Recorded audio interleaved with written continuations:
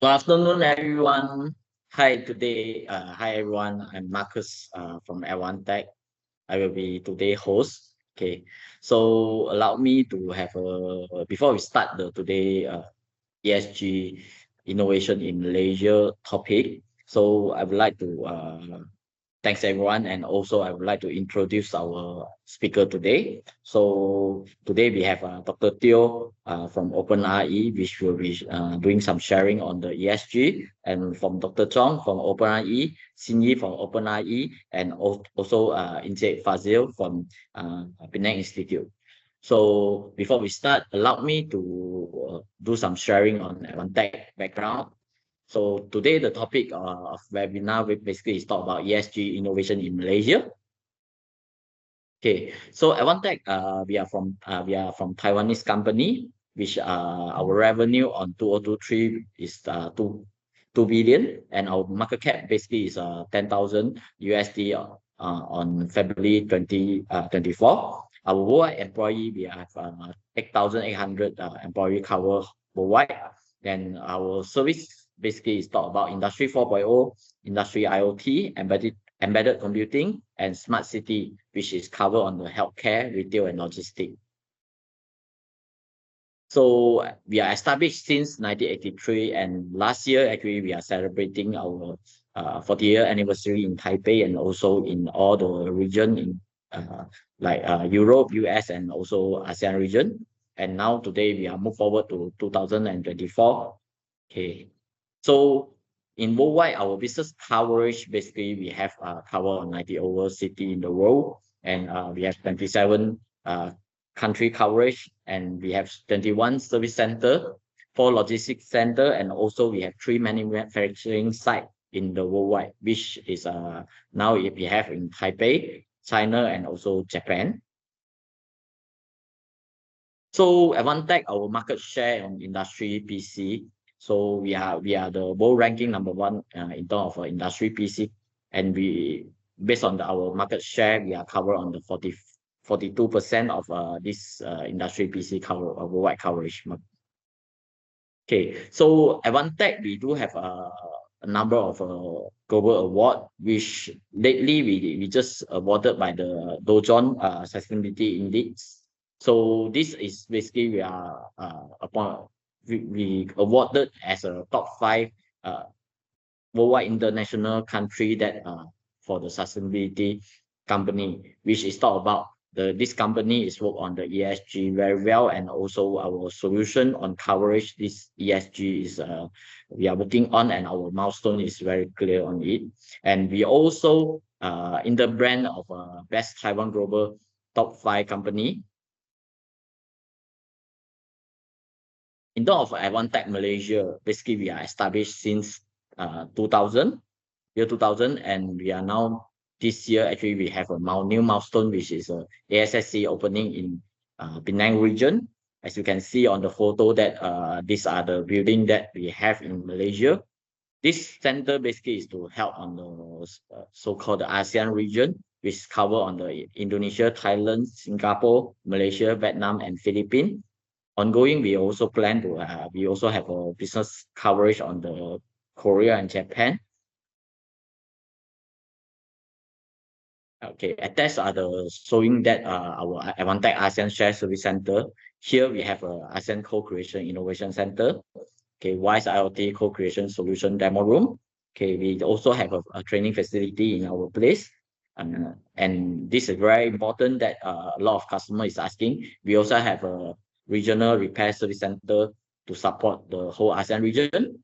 Also, we have a configuration on the order based on the system CTOS assembly station in Malaysia, Penang. And lastly, we also have a IR 4.0 software development team in Malaysia region as in Penang region. Okay, so in Malaysia, our business coverage basically is focused on the photo you're seeing that. Okay, smart manufacturing, agriculture, kiosk, power and energy, signage, transportation, toll collection system, and automotive. Okay, here we are showing that this our ASEAN Co-Creation Innovation Center, which is the demo center that we are welcome on all all the guests to join us to visit our building to see the solution that we have in our building. Okay, in terms of Advantech business support, we also have a project management, okay, Advantech solution support, and also lastly is the co-creation, which is this where the OpenRE come from, that to help us together with Advantech to provide the service to all our customer in Malaysia region. So basically, I would like to invite Dr. Teo from OpenRE for the further sharing on today's topic on ESG. So yeah, Dr. Teo, I pass the floor to you. All right, thank you so much, Marcus. So excited to see so many of you here, especially my friends that know me and Marcus, that we've been working together with Advantech for many years now. So without any further ado, let me just focus back what we are here for today, right? So what our target is that, is an introduction, so that what you need to bring back is to know the one thing, which is where to start on your ESG journey, right? So without any further ado, let me start with what is ESG. I mean, it's a benefit for everyone that will start from ground zero. So ESG is stands for environment, social, and governance, right? But why is this initial initiative is so important is because we want to ensure and also, business can operate sustainably, right? So for all the businesses that face challenges about climate-related risks and governance issues, disrupting their continuity. So that's the main reason why ESG has come into place, right? So and then, but then as my clients are always say, Dr. Teo, I know we want to love the earth, but we have to be very practical as well, right? So how do we start? When we always think about, ESG, that also must relate back to ROI, right? So in the manufacturing sector, environment is where we always think about, and it is very urgent and critical.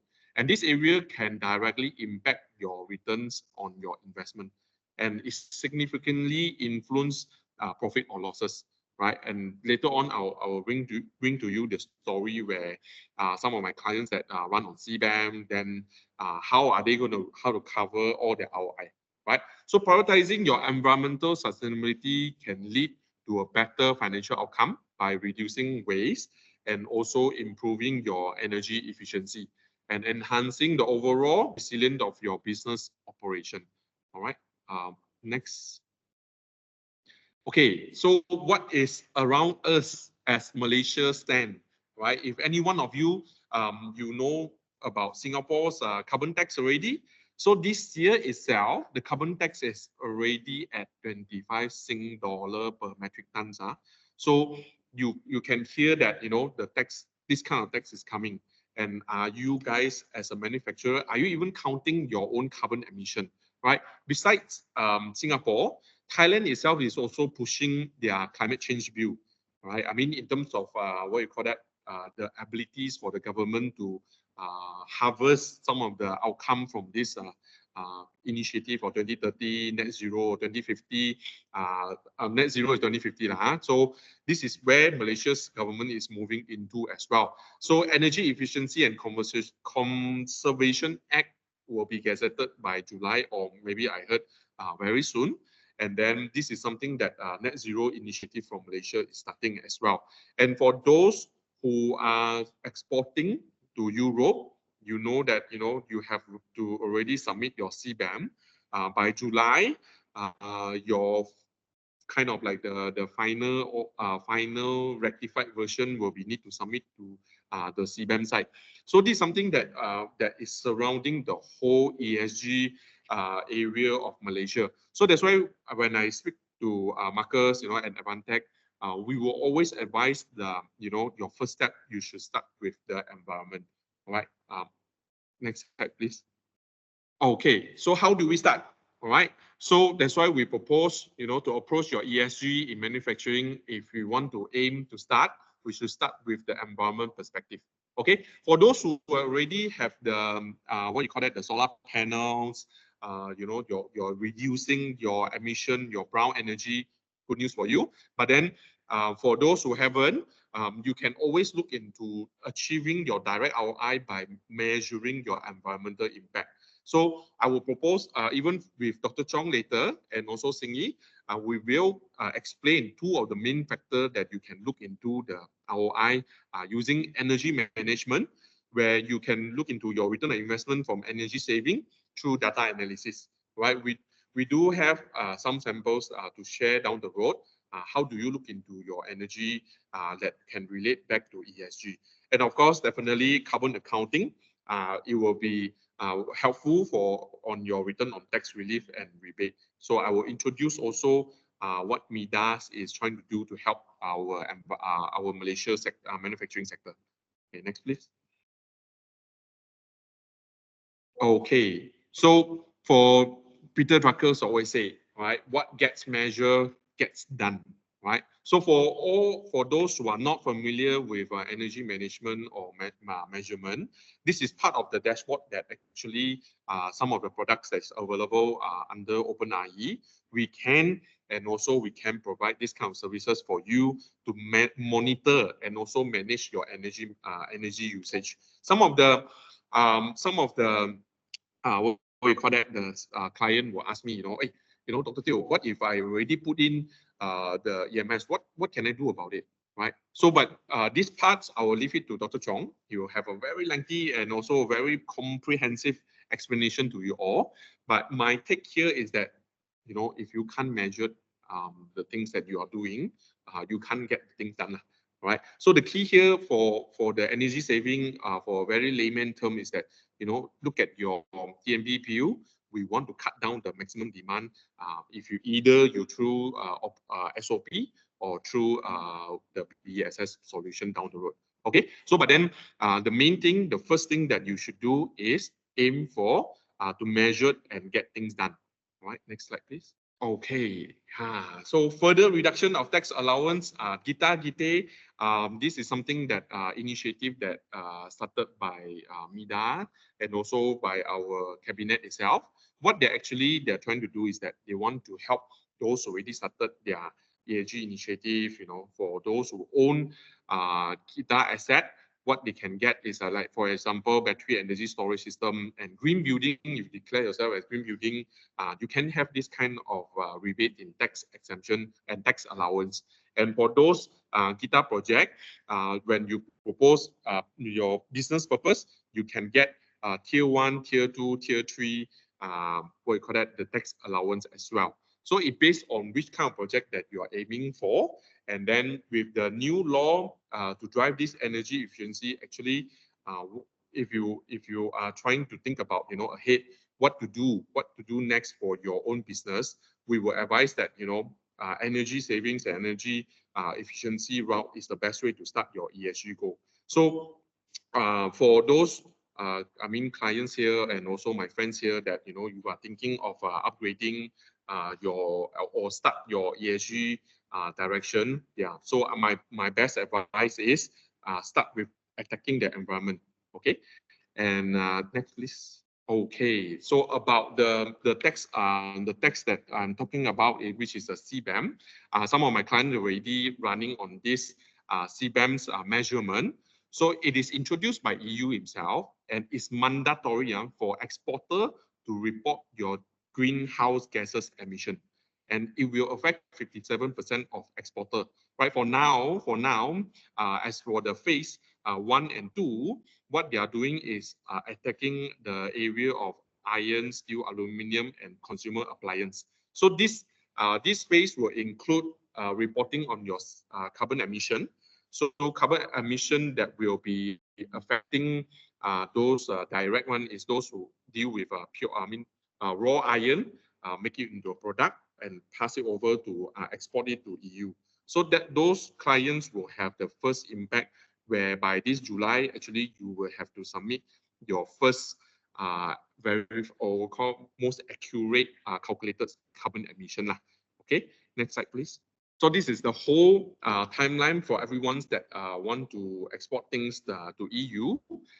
If you look at the most nearest timeline, of the submission of the CBAM reports is actually last month, 30th of April. But that is including 1st of January to 31st of March.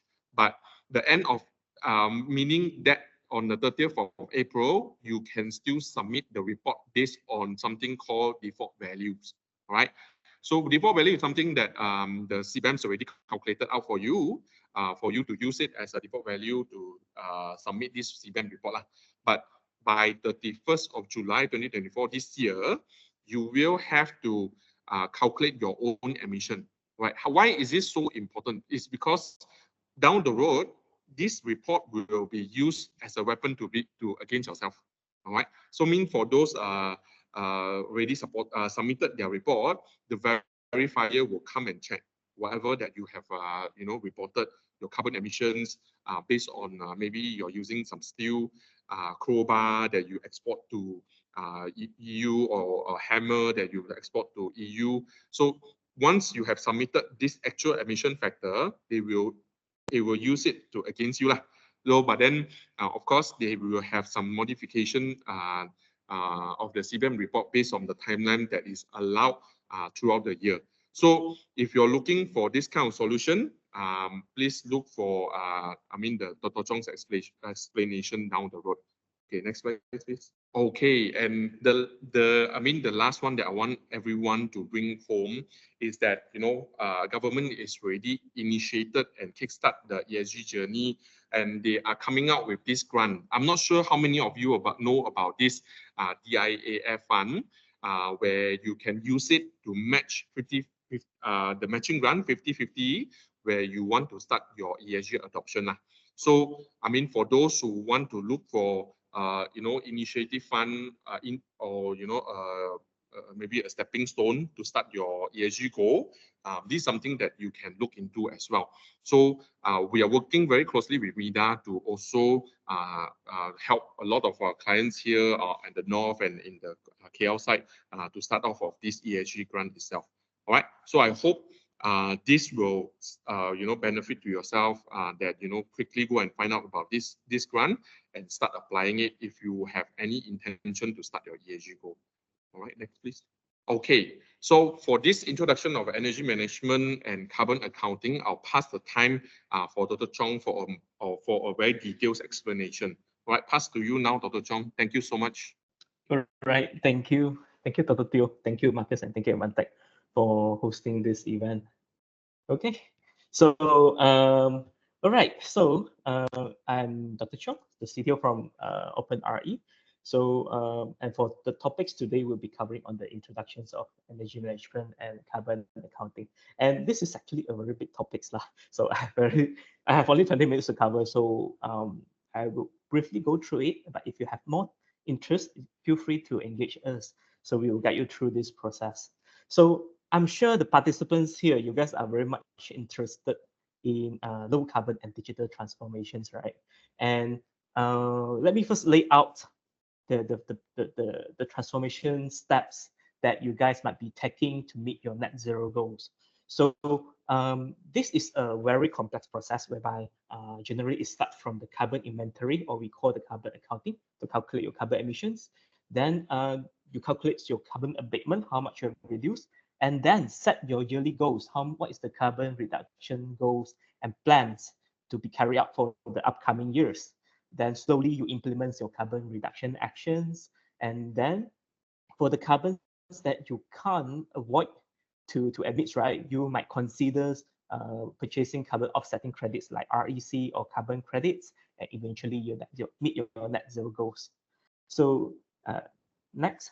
So here at OpenRE and Advantech, right, we actually provide values in various sectors in this whole transformation roadmaps. So for example, we covered the carbon intelligent management system that complies with the ISO 14064, ISO 14067. And next, we also cover the energy intelligent management that complies to the ISO 50001. And also, last but not least, next, it would be the carbon reductions solutions. For example, the AI optimized equipments for energy savings. And we also have solutions like the renewable energy with energy storage systems, and even we provide you with the RECs, renewable energy certificates, to offset your carbon. So next, so by so with all these solutions that we provide you, right? So basically, we help you to reduce your energy costs, save labors, boost your equipment's efficiency, reduce carbon emissions. Eventually, ultimately, it makes your organization should be much more competitive in the markets. All right, next. So now, maybe we'll start with the energy layer in the manufacturing first. Next. Okay, so out of the in manufacturing, right, in the total energy consumptions, industrial can actually easily practically save up to 20% of your electricity bills. And out of this 20%, 30% of it can be achieved without any capital investments by using only the procedural and behavior changes. So the problem is how we can start harvesting all these savings, right? So like what Dr. Theo mentioned earlier, what gets measured gets done. So it's always to start by the energy management systems lah. So next, all right.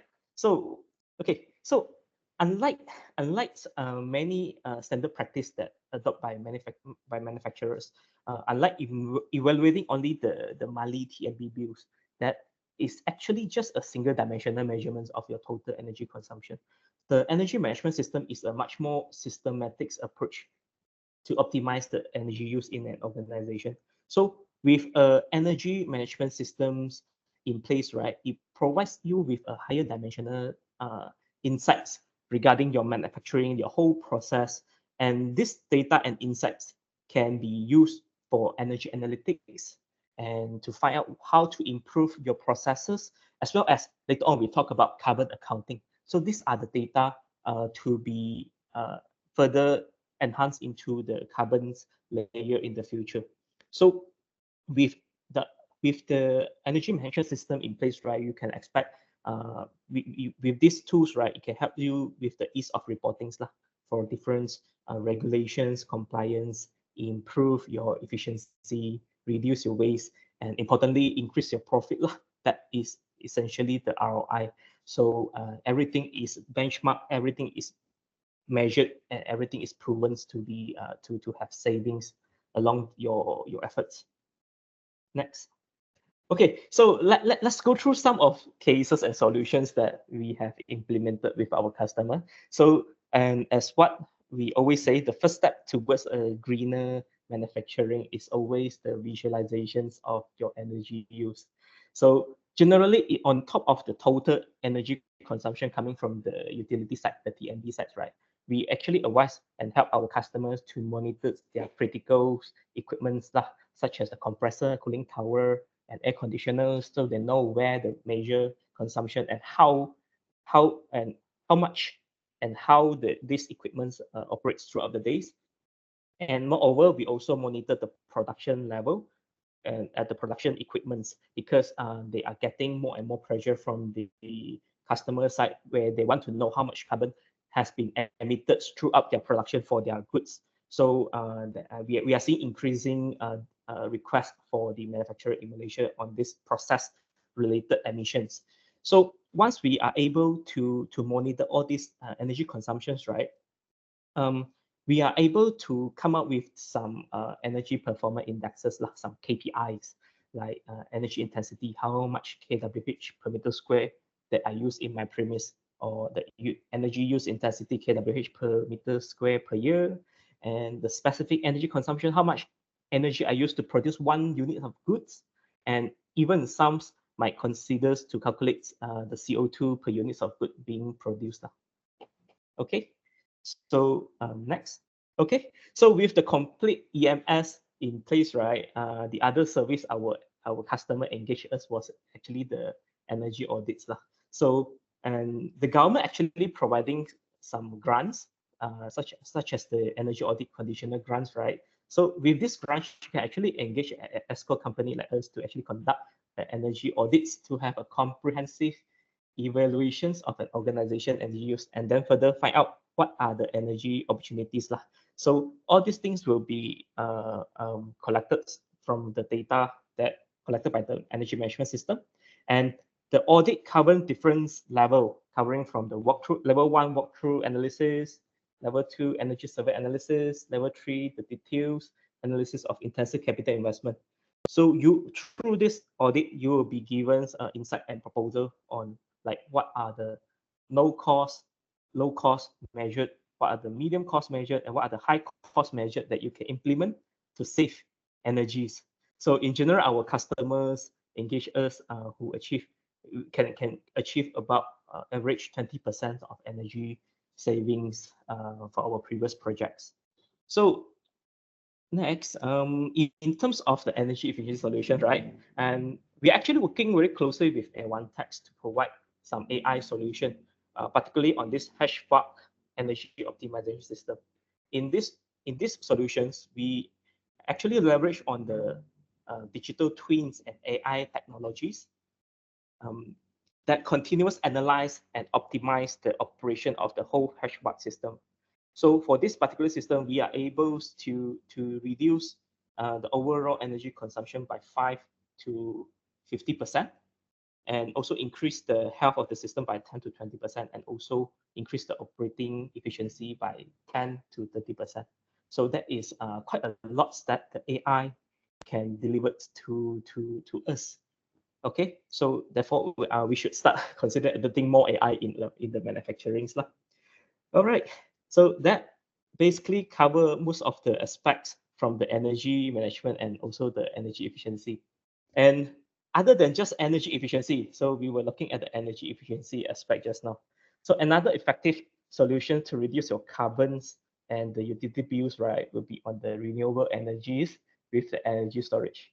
So in this case, we generally propose quite some projects for the solar with battery energy storage systems. As you know, the batteries actually harvest the energy from the suns, right? From the suns. But however, for those asset owners, you have 1 megawatts of solar above, right? You might have the challenges of you can't export your energy to the grid. So therefore, you'll need to do the net zero export.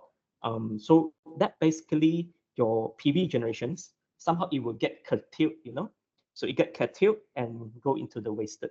So therefore, we also propose solutions like the battery energy storage system, whereby the battery energy storage system can charge during the off-peak period when the tariff is cheap, and we will then use it during the peak hour to reduce the max demand. And some of you might have the issue of max demand, and the battery will store the excessive generation from the PV and use it later of the day instead of just curtailing it. So, and you might think that the battery energy storage system, you might heard of it before, and you might have doubt that battery energy system is actually quite expensive, right?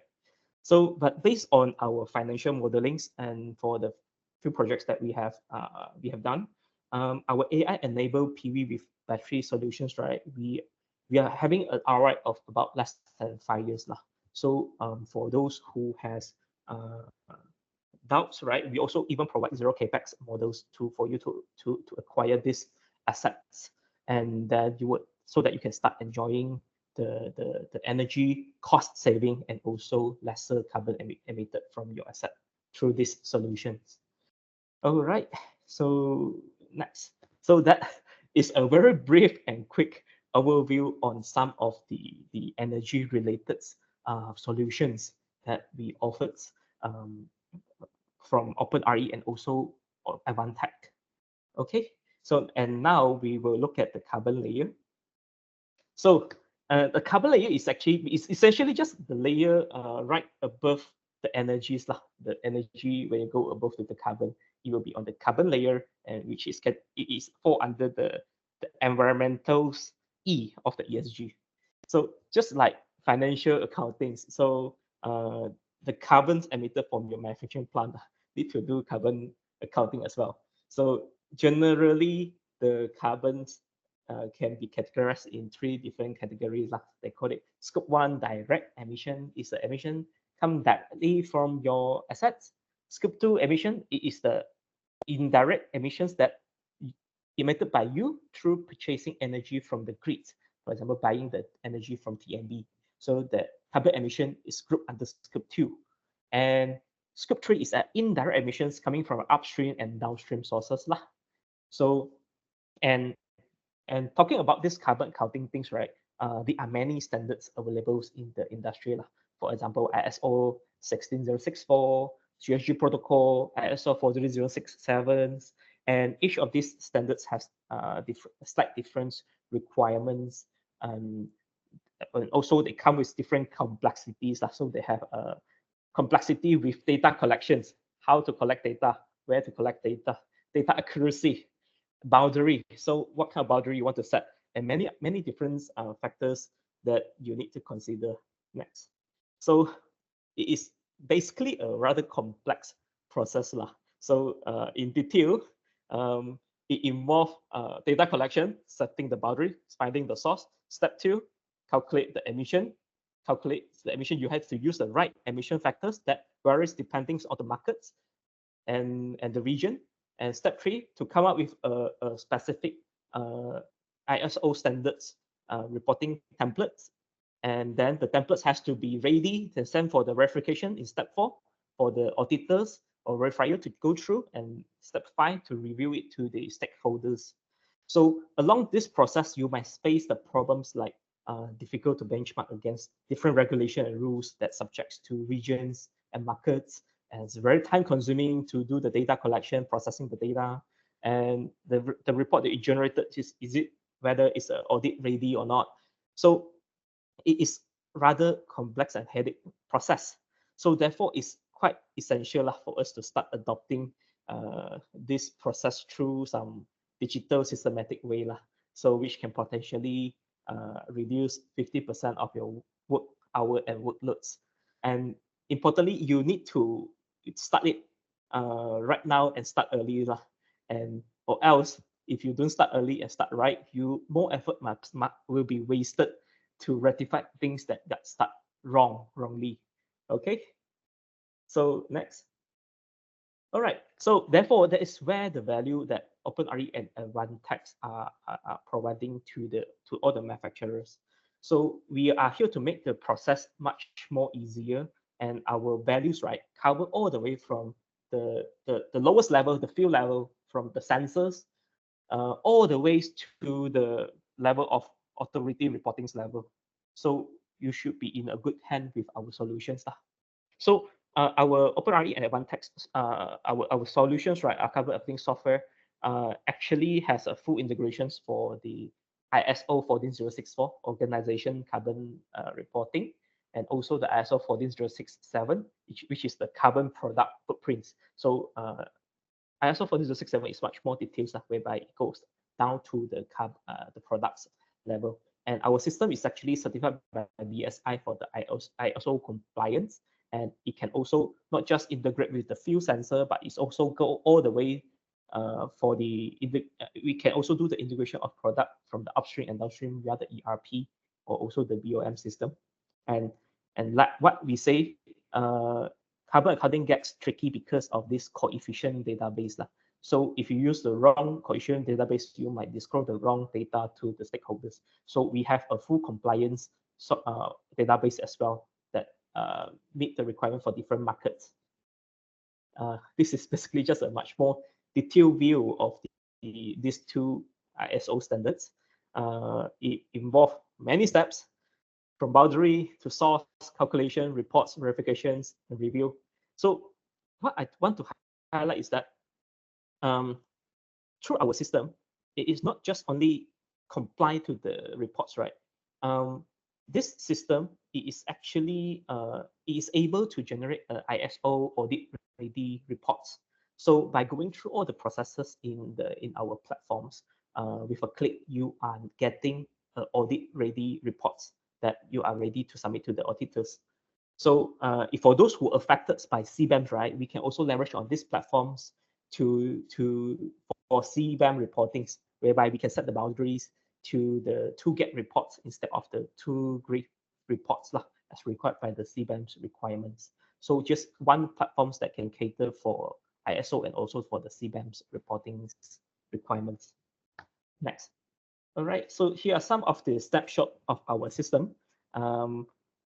What I want to show is that this system is basically a very friendly system whereby it gets you through step by steps from your carbon info, set the boundary, do the data inputs and imports, find the right emission factors. It's a step by steps. So basically, it's a foolproof systems. So so that it can be easily followed and handled by your admin staff from different departments. So we just follow through the step-by-step guide throughout the reporting period. And as what we mentioned earlier, not only that we have the capability of integrating from the field sensors all the way to the reporting and also integrate from the ERP systems, right? So all these data are automated inputs to our system, but still we maintain the flexibilities lah. So you still are able, you are still able to review the data anytime and make any manual input or edits if required. Okay, so once you have gone through the data inputs and data review through our platform, and with just one click of the buttons, our system are able to generate you the reports for ISO 14064, which is the organization inventory, and also the ISO 14067, the carbon footprint study reports in the Excel or the Word files. So is in the Word files, right? So you can still edit the reports accordingly lah. So it somehow streamline the whole things lah. So in short, what we offer together with Advantech, right, by combining the type of OpenRE and also the Advantech, we are offering a cloud-based carbon management system that comply with different standards, ISO standards. So allowing your organizations to effectively do your carbon accountings and reporting, planning your sustainable goal, and also we are even able to do the carbon offset credits tradings. This carbon offset credits, right, it could be something quite interesting to your organizations after you get your reporting done. Okay, so you might be interested in knowing further how can you further offset your carbon with carbon offsetting credit like renewable energy certificate, or trade this REC generated from your PV asset. If you have PV asset, you can actually trade it to subsidize your green investments. So, and for these interesting parts, I think I will pass it to Ms. Tan to further explain on this. Okay, so thank you guys. Thank you everyone. All right. Thank you, Dr. Chong, for your very professional insights on this energy management and carbon accounting. So just a brief introduction to all of you. My name is Sing Yi. So what's next after gathering all the data and knowing that you've emitted tons of carbon? So you might think, like what Dr. Teo said previously, you pay carbon tax law. But don't worry, there is something else to overcome this. You don't have to pay, might not have to pay carbon tax. So let me introduce you to the renewable energy certificate. So just to align on certain terms, the renewable energy certificate, in short, you can call it REC, or sometimes some of them call it REC. So you can think of this renewable energy certificate as a degree certificate, but like a degree certificate, it's a proof that this person has knowledge on certain field. So same like a degree certificate, REC acts as a proof. So it's a proof that this renewable energy, let us say a solar panel, it's generating its energy. So in your degree transcript, there is a scoring system. So one correct answer, it's equals to 1 mark in exam, right? So for REC, there is this number of REC, or some of them call it volume of REC. So a very important point to note is that 1 REC represents 1 megawatt hour. So if you have a 1 megawatt peak solar panel running for 1 hour, or maybe a 500 kilowatt panel running for 2 hours, then you'll generate 1 REC. Okay, so from this diagram, we can see that the energy generated by the solar panel is being sent to the grid, or also can be used directly to the consumer for self-consumption. So this consumer can still use the energy back. This consumer can use this energy, and keep in mind that the production of REC will not affect the usage of the electricity.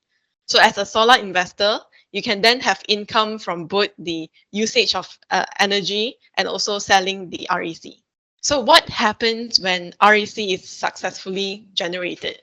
So when you sell this REC, someone else would have to buy them, right? So what can this certificate do if someone buys it? Let's look at scenario A without REC. So let's say you are a factory owner manufacturing plastics, and you purchase 1,000 megawatt hour of electricity from TMB. So in your scope 2 carbon emission, it will reflect that you have generated 758 tons of carbon dioxide or equivalent. So to offset this emitted carbon, to make it to zero or to reduce it, here is where REC plays a very important role. So you can buy this REC and redeem this REC, let's say, because you're buying 1,000 megawatt hour from the grid, right? So you buy 1,000 REC to offset this 1,000 megawatt hour. So you end up with 0 ton of carbon dioxide or equivalent for your scope 2 carbon emission. So there are a few important points to know about REC. First is the verification. So the production of this certificate would require verification through third party to make sure that this certificate is legit and it's not being double claimed. So it's not like any person off the street can do this verification. It's like a bank note, for example. So only the bank can print money, right? So if other people print it, those are fake money without verification. So second is the certification body. So there are a few certification standards, and one of the most common one is the International REC, which complies to international standards. So it can be traded globally. So the third point is the flexibility of the physical location of REC. So this physical location does not matter as long as it is within a country. So maybe you buy REC from Malaysia to offset carbon from Malaysia. So that is all right. So maybe the renewable energy plant is in Kedah, but you emitted carbon in KL. So the Kedah REC can also be used to offset your KL carbon. And then the fourth point is that there are some regions in this world that requires their vendor or supplier to meet a certain target of renewable energy portfolio standards. So by redeeming this REC, it is one way to meet these requirements as well. So to acquire these RECs, there are several processes. So as a renewable energy asset owner, you can enjoy the existing benefit, like how it's shown on the left side of the screen. So you can still use the electricity generation like how it is. And additionally, on the right side, you can see that there's benefit from this REC without affecting the current scenario. So to acquire these RECs, the first step is to track your energy, know how much production it's being generated, and then you can register them under the REC registry. This is like an entrance exam for your assets. So once it's accepted and approved, then you may proceed to the next step, which is the issuance. So once the issuance is also completed, approved, you get the sample that you see on the screen. You get an REC. And once you get the REC, you can either sell it to other people who needs it, or you can redeem it for your own company. So just like a degree certificate from different university, there is also different types of RECs. So there's IREC, TIGER, and MREC, just to name some of them. As for the fuel type, it is like your degree course. So are you generating energy from solar, biomass, hydro, or small solar? Or sorry, small hydro. If you are, then you may register this for under REC. And of course, since different country would have a different grid and different electricity policy, so these RECs are then categorized in terms of a different country of RE generation. And finally, the vintage is like your year of study or your year of graduation. So it's broken down into mainly the year, like 2022, 2023, or maybe first half, second half of the year, or even until the quarters, like Q1, first quarter, second quarter, and so on and so forth. Okay, next. So this is one of the case study from the asset owner point of view. So one of our clients, they have been selling their energy generation to factory consumers. So this factory consumer, they pay the investor for the use of this energy. So on top of that, this investor, they also can get additional income by selling the REC to other people. So this additional REC selling, one of them has increased their ROI by 10 to 20%. So with this better ROI, I hope that we will be having more investors in this renewable energy sector. So the world will then have more renewable energy. So we also have, sorry, next please. Yeah, so we also have a client who is the direct owner of the solar consumption. So for this case, they get to save money on their electricity bill. Back. Yeah, they get to save. Previous slide. So they get to save money on their electricity bill, as well as they get to additional income from REC as well. Right, next. So there are groups set up to drive the renewable energy usage, and RE100 is one of them. So RE100 stands for 100% renewable energy. So meaning that any company that aims to have 100% renewable energy usage by a targeted year will be considered as a RE100 company. So Apple is one of the RE100 company. But imagine you have a factory and you want to not use any energy at all to produce a product. That's just ridiculous, right? So one way to offset the carbon is by redeeming the RECs. So from this graph that we see, we can see that Apple is targeting to have a net zero carbon by 2030. And that's like 6 years from now. So every year they would have to meet a certain target. You can see the graph, it's declining. So they could, one of the ways to get to their target is to purchase and redeem RECs. However, there's also some requirements by RE100 that all these renewable energy assets has to be have their commissioning date after the year of 2010. So if your company is aiming to reduce carbon emission in your reporting, REC is one of the ways to do it. And that's next. I think that's all from me. All right, thank you for listening. I think I'll pass it to Mr. Fazil to give us some insights on the Penang state government's direction towards ESG.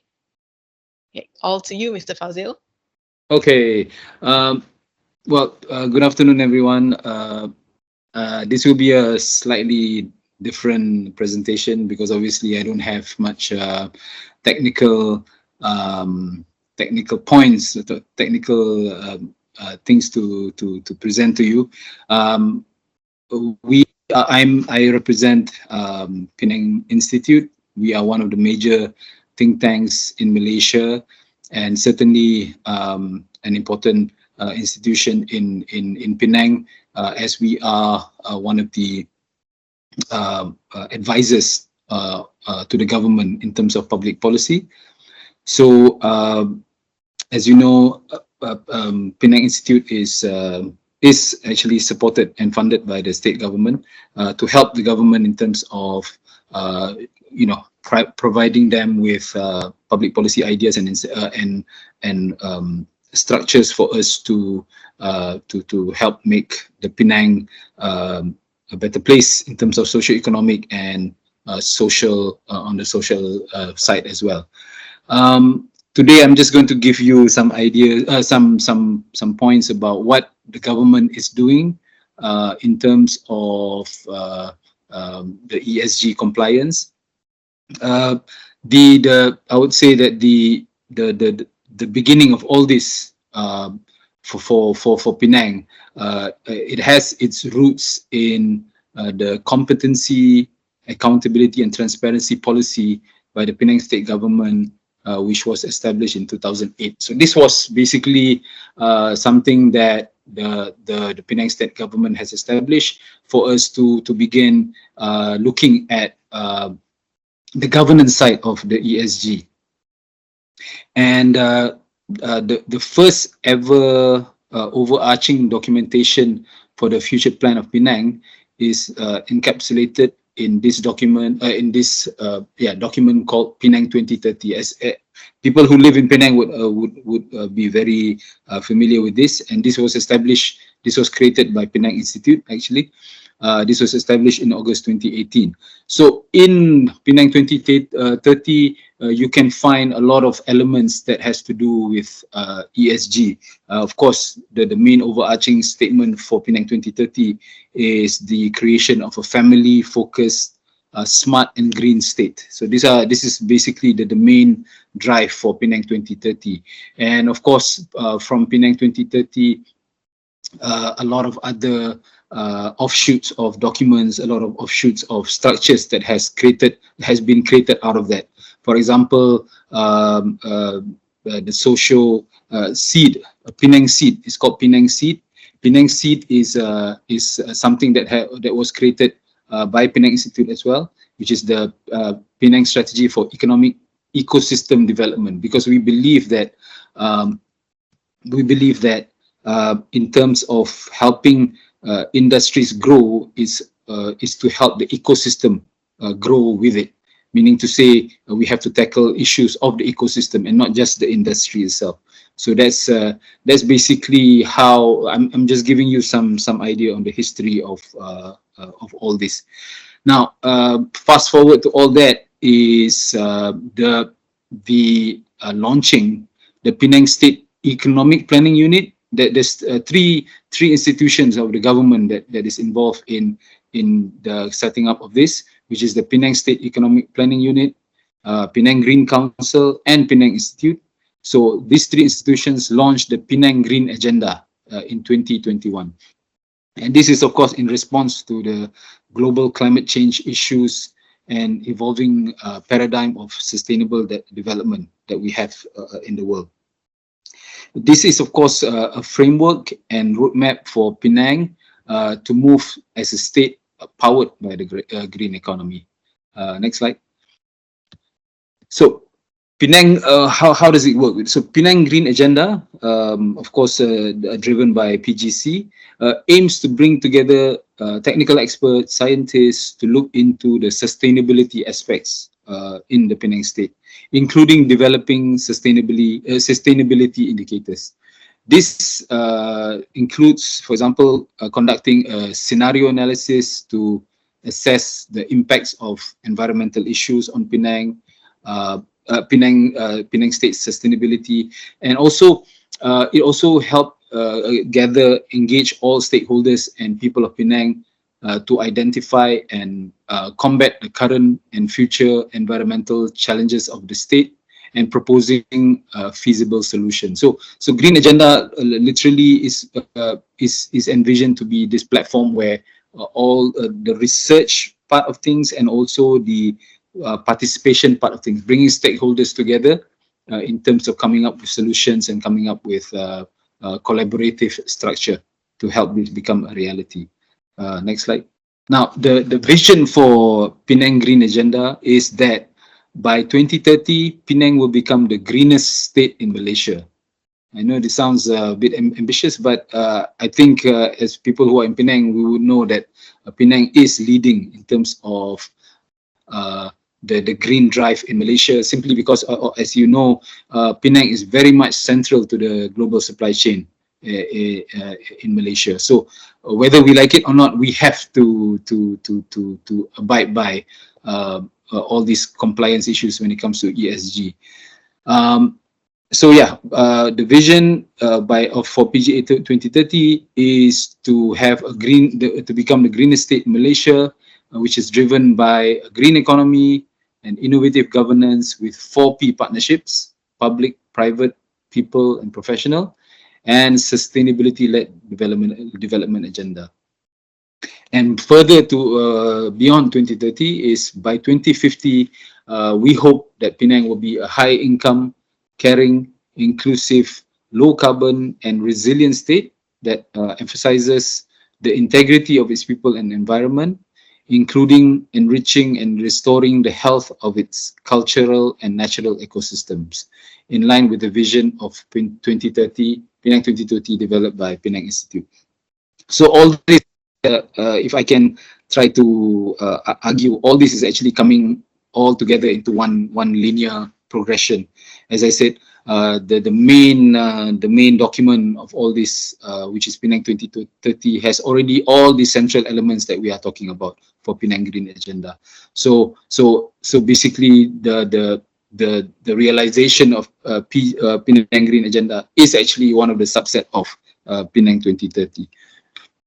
Under PGA 2030, the state has achieved several milestones, not so much in terms of specific policies as such yet, but for example, it has one of the things is the formation of the Penang Renewable Energy and Energy Efficiency Task Force, which is called PREET, that is aimed at substantially increasing the uptake of renewable energy projects in Penang by 2030. PGA 2030 will introduce an effective and implementable framework, which includes regulations, bylaws, incentives, and assistance packages, as well as industry and sectoral policy. Of course, this is in progress, so we can watch this space. Among the goals, of course, are to advance the readiness of local manufacturing industries for the digital age and the green economy, as well as to modernize and diversify sustainable agriculture. In January 2022, to ensure that Penang leads the country in ESG compliance in a global environment that is increasingly aware of the devastating impact of climate change, Penang state government, through the PGC, launched the Penang Green Industry Program. So this is PGIP, and this is very much focused on the E&E sector. As you know, Penang leads Malaysia in terms of FDI, especially in the E&E sector. So inevitably, to regulate the industry and to make sure that the production and the exports of this industry will be unhindered, of course, because obviously a lot of the clients of this industry is in Europe, and of course, as we have seen in our previous presentations, there is a there's an increasingly serious adherence to ESG, so much so that PGIP is way ahead of its shall I say peers in other states in coming up with a framework for this. So some of the activities of the PGIP so far, we have conducted on the 9th of May 2023 a roundtable on ESG and sustainability in the supply chain. This was by our Chief Minister.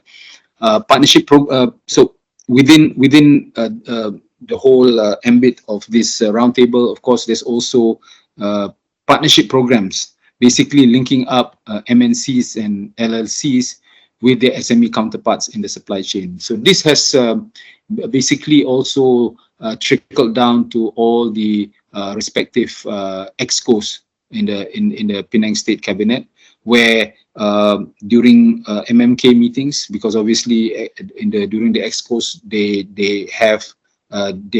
hold regular meetings with stakeholders, especially from corporate sectors in the E&E. So one of the things that is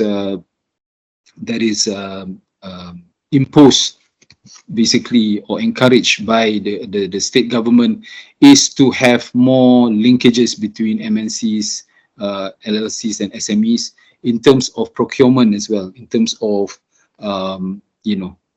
getting sources locally. Now, the whole idea of this partnership between for MNCs and LLCs is to provide guidance and reassurance to the SME partners, because obviously from the MNC and LLC side, they don't need they don't need much hand guidance, because they have their own they have financially strong enough, and they have systems in place to come up with their ESG compliance. But for SMEs, as I think we know from the previous presentations, this is our main focus actually, because for them, they need to be convinced of the obvious advantages of ESG and to take advantage of the ESG ecosystem in terms of cost reduction, in terms of efficiency, and in terms of their prospects for exports in the near future. Anyway, so on the state government side, through PGC, incentives in the form of financing platforms and technology transfer will be made available for companies who plan to jump into the ESG bandwagon. And it's hoped that with these interventions, SMEs will be able to address key issues such as energy, water, waste, and eco-design that will help bring down the cost and enhance production systems. And in the near future, Penang State Government under PGC will embark on several strategies to solidify the ESG ecosystem in Penang. This includes the mapping and building the community of green technology company and tech providers in Malaysia, to create more visibility for the community towards greater access of the global supply chain, and also incentivize other companies to start the ESG compliance process. As you know, this whole on the ESG side, there is for Penang State Government, it is very, very crucial for us to work together with federal agencies such as MIDA. Obviously, MIDA and MITI, of course, are spearheading this whole process of coming up with incentives for investors. And of course, for example, there is this thing called the SDG Investor Map, which is a MIDA initiative that helps in terms of mapping up the communities and the green financing available. So for Penang, we apart from, of course, devising policies or which is state specific, we also work very, very closely with the likes of the federal agencies to bring forth all these important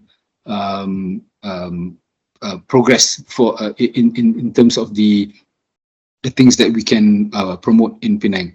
I would like to say certain things when it comes to strategies for the government, the Penang State Government. There are actually several strategies from the Penang State. Beyond, of course, talking about ESG, is, of course, as you know, this is as recent as yesterday, actually. The Chief Minister has come out with 7 strategies. Number 1 is the development of front-end manufacturing equipment.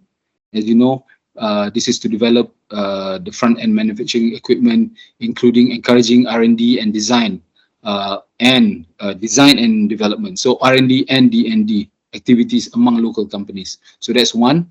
Number 2 is, of course, ESG orientation. This will never go away. This is going to be intensified in the near future. Number 3 is the establishment of industrial parks. The state government through PDC has established international class industrial parks such as Bandar Kasia Technology Park, Batu Kawan Industrial Park 3, BKIP 3, the Penang Science Park South, PSPS, and all this spans 852 acres. So that's on the industrial park side. Number 4 is a hand-holding program. So basically to help provide ease of doing business for current and potential investors. This, of course, we work hand in hand with MIDA. Number 5 is the IC Design and Digital Park. Obviously, as you know, we have been in the news when it comes to talking about Penang or Selangor when it comes to IC design, the IC design industry. So, of course, Penang has have announced plans for an IC design and digital park in Bayan Lepas Industrial Park. So this project will encompass 42.5 hectares, consisting of 2 phases. So this is going to be a massive project for Penang. Number 6 is talent retention and development. Basically, initiatives such as Future Foundation Scholarship and Penang GBS Industry Academy, which is going to help carry out and retain develop existing talents and attract new talents in the state. So as you know, with all these great FDIs coming into Penang, we severely lack in terms of talents because of certain economic factors. So one of the things that Penang is trying to do is to work on retaining this talent and grow these talents. And lastly is international promotions. The state delegation has promoted Penang abroad by holding meetings and discussions with potential investors, trying to capitalize on the wave that is favoring Penang at the moment. So these are things that we are working on, and hopefully we will see the light of day at some point when it comes to our adherence to the whole ESG ecosystem. So that's all from me. Thank you so much. Thanks, Mr. Fazil. Yeah. So thanks, Dr. Teo. So we'll end today's webinar. Please help us to update the survey form and fill out the survey form and feedback to us what you think about our webinar. And if you need further assist, you may update us in the survey form. Then our salesperson will contact you shortly. Okay. Thanks, everyone.